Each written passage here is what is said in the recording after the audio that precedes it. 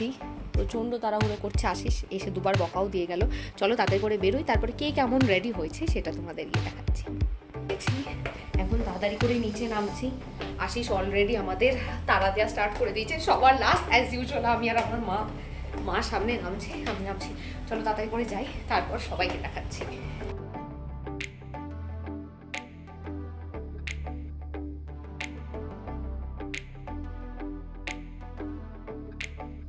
আশিসকে পাওয়া গেছে। আশিস প্রচণ্ড ব্যস্ত আর প্রচণ্ড তাড়া দিচ্ছে, আমাকে সকাল থেকে অনেকবার বকাও দিয়েছে, আমি নাকি রেডি হতে লেট করে দিয়েছি। এখন চলো তাদের করে বেরোনো যাক, বেরিয়ে গিয়ে সমস্ত কিছু সুন্দর সুন্দর জিনিস এক্সপ্লোর করি আর সমস্তটা তোমাদের সাথে শেয়ার করি।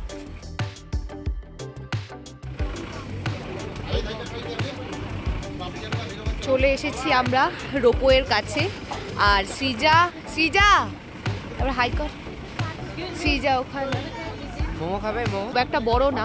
তার আগে আমরা এখানটাতে একটুখানি ব্রেকফাস্ট করে নিচ্ছি। ব্রেকফাস্টে অবশ্যই পাহাড়ে এসে ম্যাগি মোমো দেখা গেল, মোমো আছে ব্রেকফাস্টে।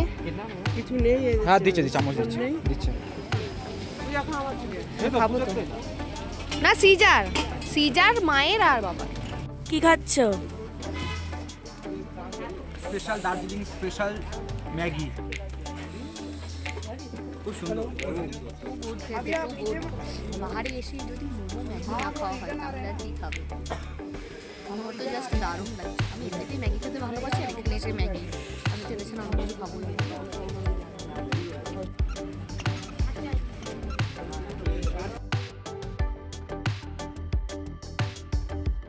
চল, রোপওয়ের টিকিট কাটা আমাদের হয়ে গেছে অলরেডি, এন্ট্রিও এদিকে স্টার্ট হয়ে গেছে। চলো এবার তাড়াতাড়ি করে যাওয়া যাক, গিয়ে রোপওয়েতে চাপা যাক। এর এখনো খাওয়া হয়নি, তাড়াতাড়ি কর। আমি লাইনে দাঁড়িয়েছিলাম, তার জন্যই আমার দেরি হয়েছে। চলো চলো চলো মা, চলো। সৃজা একটু কিছু বল। দার্জিলিং এসে আমরা প্রথমেই যেটা আমাদের ফার্স্ট প্রায়োরিটি ছিল সেটা হলো এই রোপওয়ে। তাই সকাল সকাল প্রথমেই চলে এসেছি এখানে। হ্যাঁ, প্রথমে ভেবেছিলাম যে একটুখানি হয়তো ভিড় থাকবে, মানে এই সাইডটা ঘুরতে আমাদের একটু দেরি লাগবে, তবে আমাদের এখানে না লাইনও অনেক কম ছিল আর আমরা তাড়াতাড়ি রোপওয়েতে চান্সও পেয়ে গেছি। প্রচণ্ড বেশি এক্সাইটেড আমরা সকলে এই রোপওয়েতে চাপার জন্য। প্রথম গাড়িটা বেরিয়ে গেল, দেখে একটু ভয়ও লাগছে, কিন্তু মজা হচ্ছে তার থেকে দ্বিগুণ বেশি। আশিস এখানে প্রথমে গাড়িতে দাদাকে চাপিয়ে দিচ্ছে। এই রোপওয়েতে না আমাদের পার হেড 260 টাকা করে চার্জ করেছে, আর একটা রোপওয়েতে একবার 6 জন করে চাপতে পারবে। কিন্তু যেহেতু দাদা ছিল আর আমরা সবাই মিলে টোটাল 7 জন ছিলাম, তাই ওনাদের একটুখানি রিকোয়েস্ট করাতে আমাদের 7 জনকেই চাপতে দিয়েছিল।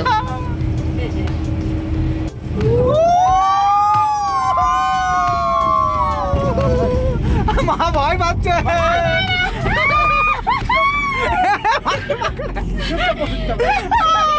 দেখ দার্জিলিং, দেখো দার্জিলিং। নিচে তাকিও না, নিচে তাকিও না, নিচে তাকিও না। প্রথমবারের জন্য রোপওয়েতে চেপে আমার এক্সপিরিয়েন্স জাস্ট অসাধারণ। এত ওপর থেকে গোটা দার্জিলিংকে দেখতে পাওয়া মানে নিজের কাছে একটা স্বপ্ন বলে মনে হচ্ছিল। আমার প্রচণ্ড সুন্দর একটা ফিল হচ্ছিল। আর কালকে প্রচণ্ড কুয়াশা ছিল, কিন্তু আজকে সকাল থেকে সুন্দর রোদ উঠেছে, মিষ্টি রোদ গায়ে লাগছে, তার সাথে পুরো ঠান্ডা আবহাওয়ায় এত ওপর থেকে একদম পাখির নজরে গোটা দার্জিলিংকে দেখা আমার কাছে প্রথম এই অভিজ্ঞতা জাস্ট অসাধারণ। ওপর থেকে নিচের দিকে তাকালে নিজেকে পাখির থেকে কোনো অংশে কম বলে মনে হচ্ছে না। নিচটা পুরো চা বাগানে ভর্তি, এত অপূর্ব দৃশ্য। ওই যে আরেকটা রোপওয়ে আবার যাচ্ছে, আমরা গিয়ে আবার ফিরে আসছি। যেখানটাতে গিয়ে রোপওয়েটা থামলো না, আমরা সেখানটাতে আর নামিনি, একবারে ঘুরে আবার ফিরে যাচ্ছি। আমাদের ডান, সবাই আছে পেছনে। এখন আমরা যাচ্ছি টি গার্ডেন। আচ্ছা, পরপর সমস্ত কিছু ঘুরবো। চলো, দাদা সামনে যাচ্ছে, আমরা এখন হেঁটে যাচ্ছি। ওখানে আমরা বেশ কিছু ফটো ক্লিক করে নিয়েছি, সেগুলো সবটাই তোমাদের সাথে শেয়ার করব। পেছনে আছে আশিস, আমার শ্বশুর শাশুড়ি, এখানে মা, সৃজা, আমি, দাদার সামনে। চলো এখন যাওয়া যাক টি গার্ডেনে। এই রোপওয়ের একদম পাশেই রয়েছে নর্থ পয়েন্ট স্কুল, যেটা তোমরা এখন দেখতে পাচ্ছ। আমাদের যিনি ড্রাইভার দাদা রয়েছেন তার কাছ থেকে জানতে পারলাম এই স্কুলটাতে নাকি ভুটানের গোটা রাজবংশ এখান থেকে পড়াশোনা করেছে। প্রচণ্ড সুন্দর দেখতে স্কুলটা, যদিও এখন উইন্টার ভ্যাকেশনের জন্য বন্ধ রয়েছে। পেছনেই টি গার্ডেন, কিন্তু আমার মা অলরেডি আমাদের ছেড়ে ওই নিচে নেমে চলে গেছে। চলো নিচে যাওয়া যাক, প্রচন্ড সুন্দর জায়গাটা।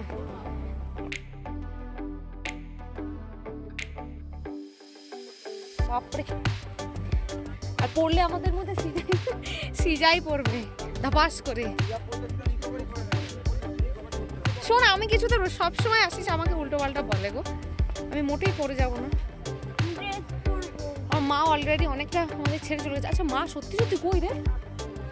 কই তো ড্রেসগুলো পাওয়া যাচ্ছে এখানে। ড্রেস हम घूम के आते हैं फिर पहनते।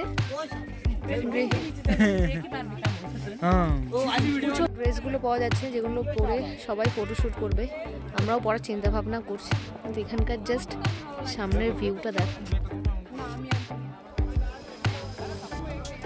ওই যে মাকে পাওয়া গেছে। আমরা ওই ওপরটাতে উঠবো, তার আগে এটা একবার সুন্দর করে দেখে নি। জাস্ট ওয়াও একটা ভিউ, চা বাগানে ভর্তি একটা জায়গা। এই সমুদ্রপাড় বাজার, তুমি নিজের মতো চলে গেছো না? কিছু বলছে না, ক্যামেরা ধরেছে বলে কিছু বলছে না। চলো আমরা দেখি। হ্যালো, টি গার্ডেন ঘোরা তো আমাদের হয়ে গেছে, এখন সামনে যাচ্ছি ওই ড্রেসটা নিতে। ড্রেসটা পরে তারপরে আমরা ফটো তুলব। চলো ড্রেসটা পরে নি এখন, তারপরে আবার যাচ্ছি ফটো তুলতে। आइए ड्रेस में फोटो अभी खाली है। रेड रेड रेड ভালো, রেড ভালো, রেড ভালো। একজন রেড একজন ব্লু। जो पहनोगे वही अच्छा लगेगा तुम्हें, बढ़िया से पहना दीजिएगा। যেদিন থেকে ঠিক হয়েছিল আমরা দার্জিলিং আসব, আশিসের মেনলি খুব ইচ্ছা ছিল না এই ড্রেসটা পরে আমি একটা ফটো তুলি। ও সেই ফটোটা মানে ঘরে কোথাও একটা ছোট্ট করে বাঁধিয়ে রেখে দেবে। যাই হোক, ওর এটা খুব পছন্দ ছিল, যার জন্য এখানে আমি আর শ্রীজা ফাইনালি সিদ্ধান্ত নিয়েই নিলাম যে আমরা এই ড্রেসটা পরে একটুখানি ফটো তুলব। তবে এটা শুধু না টি গার্ডেনেই নয়, আরও বেশ কিছু জায়গা আছে যেখানে কিন্তু এই ড্রেসগুলো পরে ফটো তোলার ব্যবস্থা আছে। বেশ ভালোও লাগছে দেখতে। আর শ্রীজাকে এই পিঙ্ক কালারের ড্রেসটা পরে এত মিষ্টি লাগছিল দেখতে, তাই আমি আর আশিস বলাবলি করছিলাম। ধরতে গেলে যারা যারা টি গার্ডেনে আসছে তাদের মধ্যে বেশিরভাগ জনাই কিন্তু এই ড্রেসগুলো পরে ফটো তুলছে। ঠিক চা বাগানে এখানকার স্থানীয় মেয়েরা যেভাবে চা পাতা তোলে সেইভাবে একটুখানি সাজগোজ করার চিন্তা ভাবনা সবাই করছে। যাই হোক, এখানে আমি পরে নিচ্ছি হচ্ছে ব্লু কালারের একটা ড্রেস।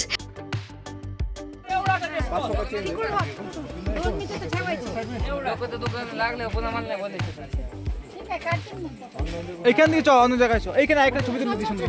এটা মোনাটা দেখি, মোনাটা চায়ের পাতা তুলতে এসেছি আমরা। তবে শুধু মেয়েরাই নয়, অনেক ছেলেরাও কিন্তু এখানে সুন্দর ছেলেদেরও ড্রেস পাওয়া যাচ্ছে, সেই ড্রেসগুলো পরে কিন্তু ফটোশ্যুট করছে। আর তোমাদের একটা ইনফরমেশন এখানে দিয়ে নিই, ড্রেসগুলো হচ্ছে পার পার্সন 50 টাকা করে নিচ্ছে। তুমি যত খুশি ফটো ভিডিওস ক্লিক করতে পারো। এখানে আমি শ্রীজা বেশ অনেক সুন্দর সুন্দর ফটো ক্লিক করেছি, আশিস আমাদের ফটো তুলে দিয়েছে, আর টুকটাক একটুখানি ভিডিও বানিয়েছি। বেশ মজা লাগছিল বিষয়টা। টি গার্ডেন দেখে ড্রেস পরে ফটো তুলে সমস্ত কিছু করে আমরা এখন এখান থেকে বেরিয়ে যাচ্ছি। এই দেখো, দেখতেই পাচ্ছ ওপরে টি গার্ডেন, সামনে রয়েছে আশিস, আর তার সামনে রয়েছে বড় বড় অস্ত, সেটা দেখে দেখে উঠতে হবে। চলো, প্রচণ্ড মজা আসলো এখানে এসে, প্রচুর ফটো নিয়েছি, প্রচুর সুন্দর জিনিস দেখেছি। চলো এবার পরে যাই।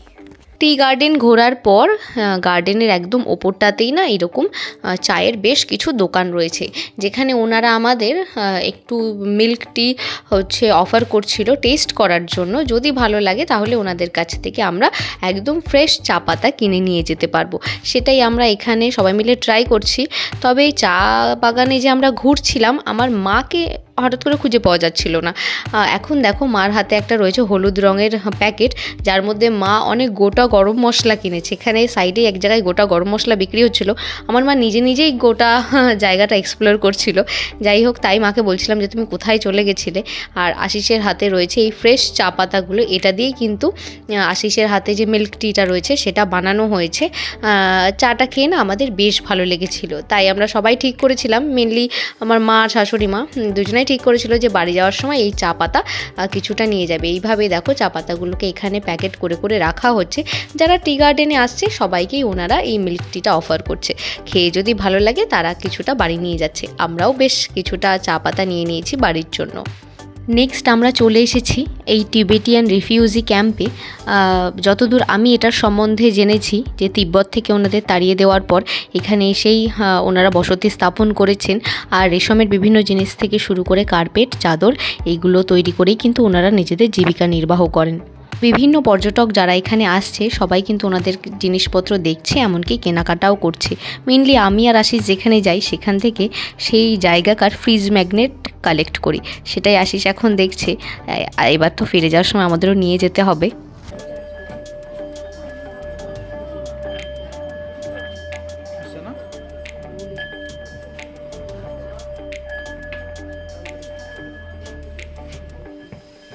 যেহেতু ওনারা এখানে শুধুমাত্র এই কাজটা করেই নিজেদের জীবিকা নির্বাহ করে, তাই যে সমস্ত পর্যটকরা এখানে আসছেন বেড়াতে তারা কিন্তু ওনাদের কাছ থেকে বেশ জিনিসপত্রও কেনাকাটি করছে। আর আমার মনে হয় না কেনাকাটি করাও উচিত, কারণ ওনাদের সাপোর্ট করাটা আমাদেরই দরকার। পর্যটকরা আসে বলেই কিন্তু ওনাদের জীবিকাটা ঠিকঠাকভাবে চলে আর কি। আর এখানে বিভিন্ন ওয়াল হ্যাঙ্গিংও রয়েছে, যে যার প্রয়োজন মতো নিতে পারে। এখানে রয়েছে পুরনো দিনে ওনারা কিভাবে রেশম দিয়ে বিভিন্ন জিনিসপত্র বানাতো সেগুলোর বিভিন্ন ফটো, যেগুলো 60 রুপিস করে দাম। এছাড়াও ছিল বিভিন্ন ধরনের গ্রিটিংস কার্ড, এগুলো কিন্তু যে কেউ চাইলেই পারচেস করতে পারে। আমরাও এখান থেকে আমাদের পছন্দ মতো বেশ কিছু জিনিসপত্র কিনে নিয়েছি।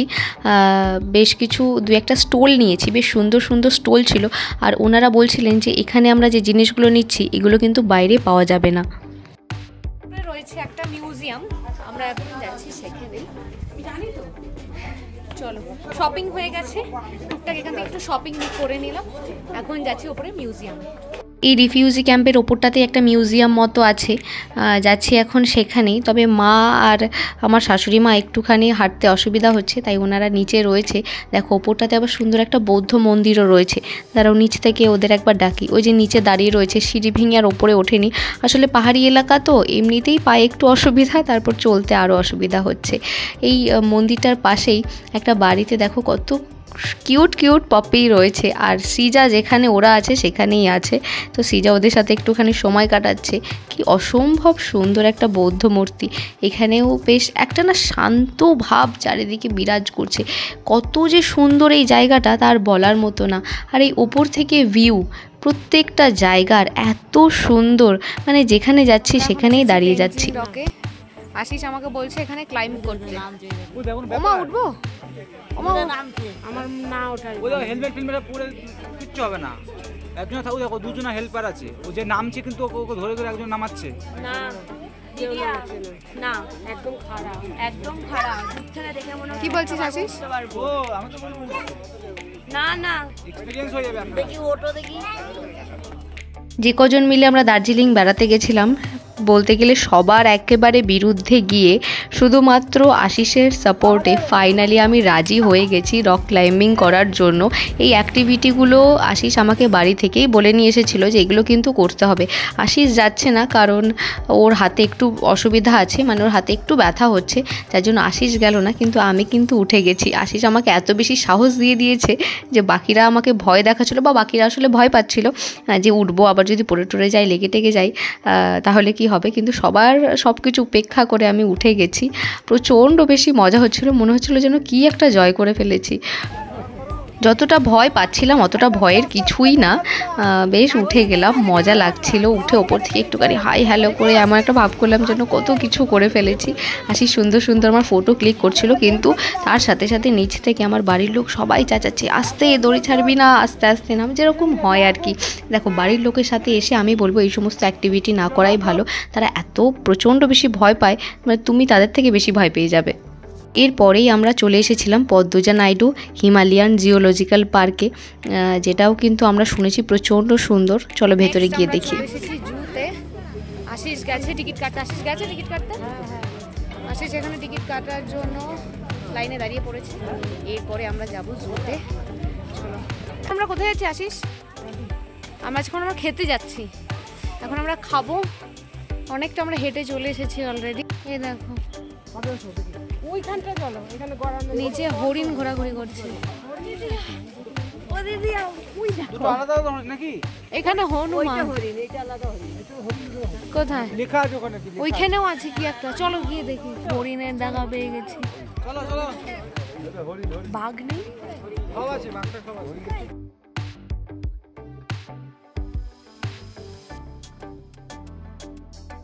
আমরা অনেক কিছু দেখছি, রাস্তাটা এখন আমরা খাবো।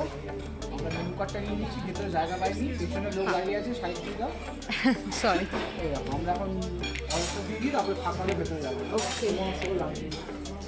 মেনলি এখানে অনেক কিছু আছে, কিন্তু এত কিছু আমি ক্যামেরা বন্দি করতে পারছি না। এখন ঘুরতে ঘুরতে আমাদের পেয়ে গেছে প্রচণ্ড পরিমাণ খিদে, তবে ভেতরটা এখনও অকুপাইড আছে। আমরা বাইরেটা একটু বসছি, বাইরেটাও একটা সিটিং এরিয়া আছে। আমরা এখানে আপাতত বসে কী কী খাবো সেগুলো অর্ডার দিয়ে নিই, তারপরে বাইরেটা ততক্ষণে ফাঁকা হয়ে যাবে, তারপরে যাবো। সরি, ভেতরটা ততক্ষণে ফাঁকা হয়ে যাবে, তারপরে যাবো ভেতরে। আইসক্রিম খাবো না।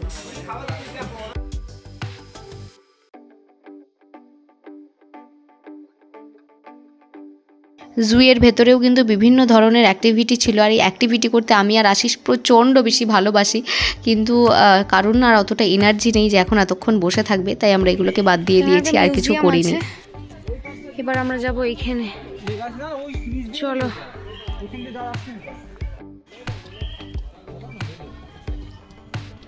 লাঞ্চ বাঞ্চ হয়ে গেছে, এখন এসেছি আমরা এই মিউজিয়ামটাতে। মার আর ওপরে উঠতে পারেনি, তাই ওরা আসেনি, আমরা তিনজন মিলে এসেছি। এখানে খুব সুন্দর মিউজিয়াম আছে, আর এখানে একটা ফটো তোলার জায়গা আছে, যেখানে আমরা মোটেও প্লেস পাচ্ছি না ফটো তোলার জন্য। তো এখানে একটুখানি ঘুরি, এখানে একটু ফটো তুলি, তারপরে আবার যাব নিচে। আমরা এখনো বাঘ দেখতে পারিনি, জুতে তো এসেছি, আমাদের এখনো বাঘ দেখতে হবে। বন্ধ হয়ে যায় দাদু। বাঘকে ডাক না সিজা। বাঘ শোনো না, ওগো শুনছো? এই সামনের এই জায়গাটাতে বাঘ নিচে চলে গেল, চলো।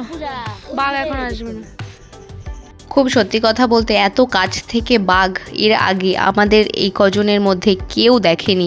এখানে 3-4 রকমের বাঘ ছিল, চিতা ছিল, রয়্যাল বেঙ্গল টাইগার ছিল, সাইবেরিয়ান টাইগার ছিল, মানে যেগুলোকে দেখে লিটারালি আমাদের গা হাত পা পুরো শিরশির করছিল।